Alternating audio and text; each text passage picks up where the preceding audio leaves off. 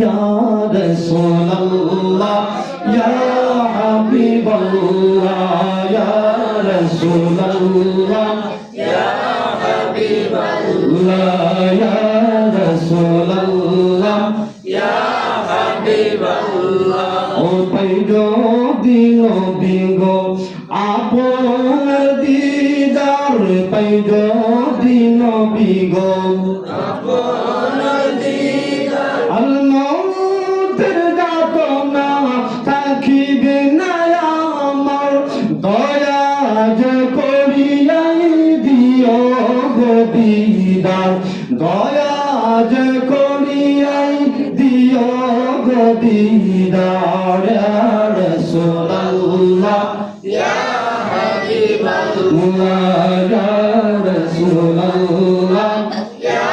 হাবিবাল্লাহ ইল্লাল্লাহু ইল্লাল্লাহ ইল্লাল্লাহু ইল্লাল্লাহ ইয়া রাসূলুল্লাহ ইয়া হাবিবাল্লাহ ইয়া রাসূলুল্লাহ ইয়া হাবিবাল্লাহ জিবরাইল বলছিল রাসূল আমি আল্লাহর খুব কাছাকাছি গেছলাম কথার নিকটে গেছলাম আল্লাহ আমার নবী বলেন জিবরাইল রে আল্লাহর কথার নিকটে গেছলাম এবার জিবরাইল বলে হুজুর আমি এত কাছাকাছি গেলাম এক একটা নূরের পর্দা 500 বছরের আছে হুজুর 70,000 নূরের পর্দার উপরে আমি ছিলাম কয় হাজার 70,000 যেটা বলেন না 70,000 নূরের পর্দার পিছনে ছিলাম আর আমার আগে আরো 70,000 পর্দা আছে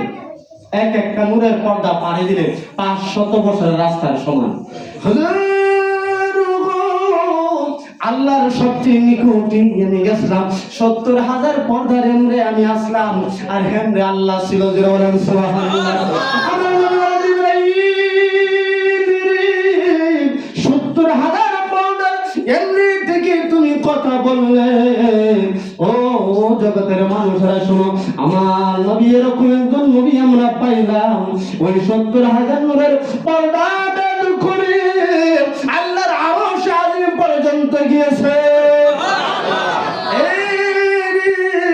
জিবরাইল এখন আমার সাথে আসবানি না আসতে পারবো না কেন রে জিবরাইল আমার অনুমতি নাই কার অনুমতি গো আল্লাহ যতক্ষণ না পর্যন্ত আল্লাহ অনুমতি না দিবে 1 ইঞ্চি আমি উপরে উঠতে পারবো না যদি আমি উঠি হুজুর আমার 600 ডানা আছে কয়শো ডানা 600 জিবরাইলের 600 ডানা আছে সিদরাতুল মুনতাহার এর উপরে উঠি খোদার কসম 600 ডানা পুরো ছাই হয়ে যাবে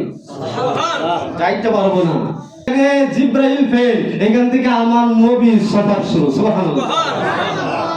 এই নবীর উম্মত হওয়াতে আমরা খুশি না রাজা এই জন্য ইয়া রাসূলুল্লাহ ইয়া হাবিবাল্লাহ ইয়া রাসূলুল্লাহ